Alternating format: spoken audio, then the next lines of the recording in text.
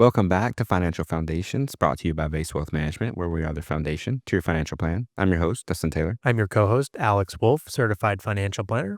And today we're talking about donor-advised funds, which have become increasingly popular for charitable giving and for good reason. Here with us now is Jeremy Riggs, Base Wealth Management Advisor, and he is here to talk to us about these donor-advised funds. So why have they become so popular, Jeremy? Hey, thanks for having me back. I'd love to talk about donor advised funds.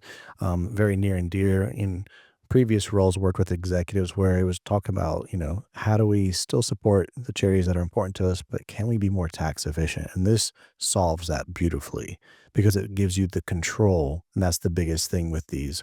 So I'll walk you through. There's a few items that you need to be aware of with a donor advised fund. So I'll illustrate how a typical donation works versus how a donor advised fund works, and we'll go from there. So most people are familiar with a donation. You give money to an organization that you want to support. They give you a receipt, and then you can write that off on your taxes, assuming that you can itemize.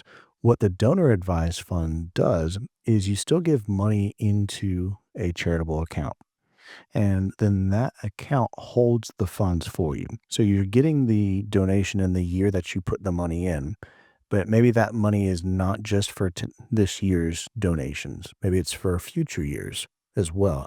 So the money can sit in that advisored fund.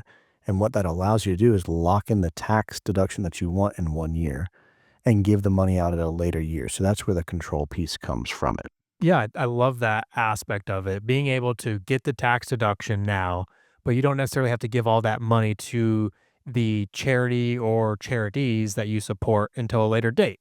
So it gives you that control and flexibility, but it also allows you to super fund it. Can you talk about that? Oh, yeah. I love that, especially when someone's getting towards the end of their working career and it's like they're in a very high tax bracket. Maybe they're an executive and they're making a lot of income. So they're looking for ways to reduce taxes. So I can go through a couple examples here with you. So with super funding it, what you're referring to is stacking multiple years of donations. So maybe you have someone that they're charitably inclined, they give $5,000 a year. And maybe we're going to take the next 10 years of charitable donations and put it all into one $50,000 donation for this year.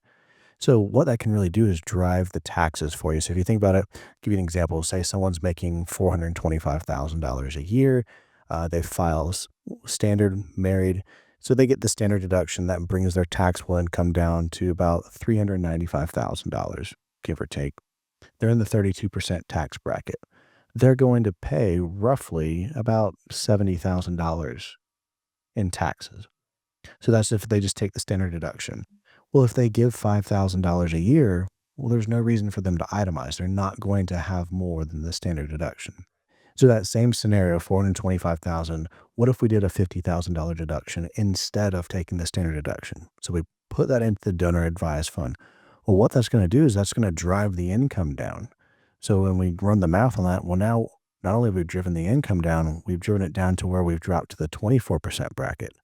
So now your taxes that you're going to be owed on that are going to be about 64,000. So that's where you're super funding it. Your charities are still going to get the money they want, but now we're getting some more tax efficiency out of it. Right. I think that's a great way in the way you framed it, because you touched on standard deduction versus itemizing. And with the way our tax codes or laws are written now, it's so difficult for common people to be able to come up with enough deductions to be able to itemize. Where in your example there with super funding, a donor advised fund could help you accomplish that in reducing your tax liability in that tax year while still being able to support the organizations that you want to donate to. And one thing that is present here is through the donor advised fund, you're able to do that in a much more easy process than going out to all those organizations and writing checks from your checking account. And we're going to talk about why it's better from a tax standpoint and for simplicity to use a donor advised fund than just writing checks from your bank account. That's a really great point, that instead of giving throughout the year all these different organizations, and then you're waiting on them to send you receipts. So it's more work on you, more stress. Like, I know I gave this charity a donation, I haven't gotten it back. So now you're having to wait to file your taxes. If you do a donation to a donor advised fund, you're getting one receipt. And it happens immediately. Absolutely. And that's one thing that I found with clients who are the kind that in the past had written checks, especially at the end of a year, and they're waiting for that organization to cash it. And it's December 30th. And you're like, am I going to get that now if they cash it, or am I going to have to wait till next tax year? Yeah, especially if you're supporting maybe a smaller charity, like maybe it's not done electronically. You're waiting for a paper receipt. Um, and we can get into the simplicity of it. A lot of times, the donor advised funds that I use, they have an app.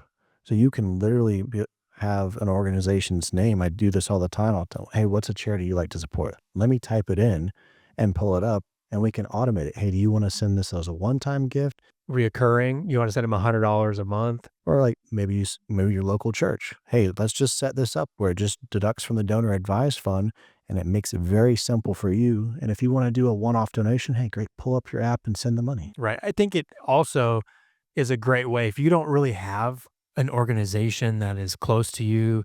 The website Fidelity Charitable is a great way to find some organizations to support too, because there's thousands. Speaking of the charities and which one you can support, are there any restrictions on those? It has to be a recognized charity. So, and that's really easy to do. If you look and put their name in there, make sure the address and city match up, you should be able to see and search that list that Alex was referencing. You can also, if look them up if you have their tax ID. That's another way we can check. Um, a lot of smaller charities, maybe they're not listed. We can always submit a request, say, hey, is this something that can be added for a charitable deduction? And they're pretty responsive to us. There's thousands that are on there electronically, but if they're one of these smaller organizations that are not, but they're still a qualified 501c3, then you can still tell Fidelity, if that's who you're using for your donor advised fund, the name and address, and they'll send them a check. But still, they can be added as someone who can be done electronically in the future too.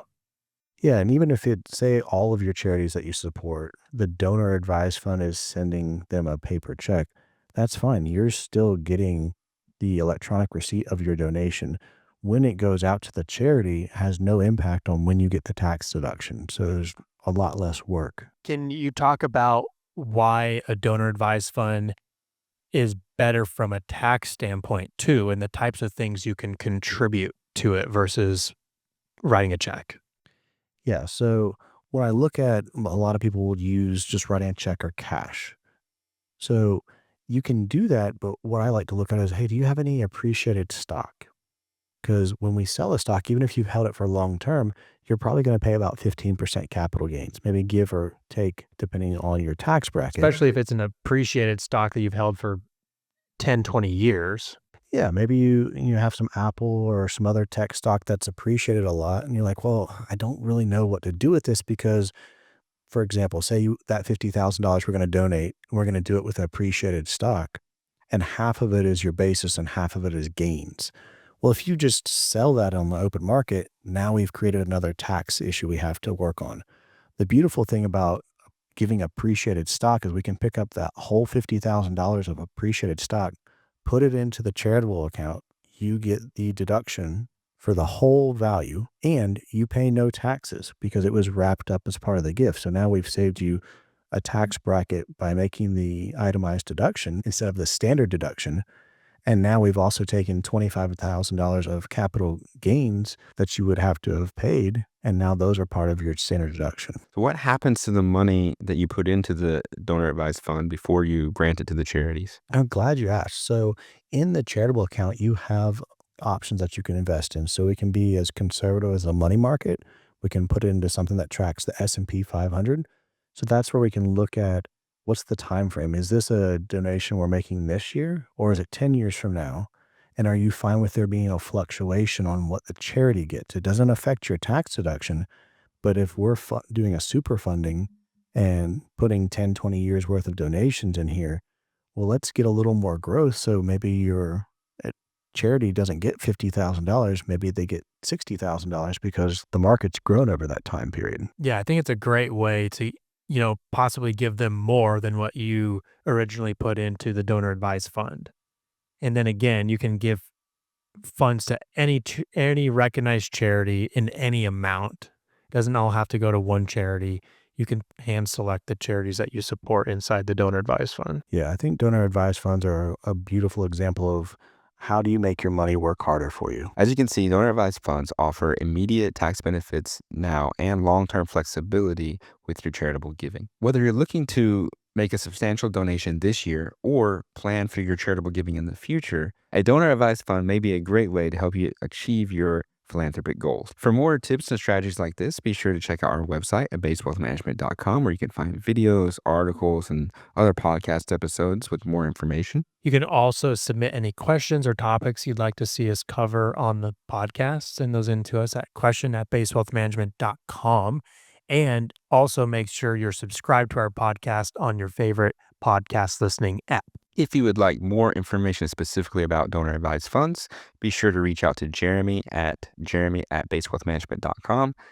Thanks again for joining us, Jeremy. Thanks for having me back. Enjoy the time. I'm your host, Dustin Taylor. I'm your co-host, Alex Wolf. And happy listening.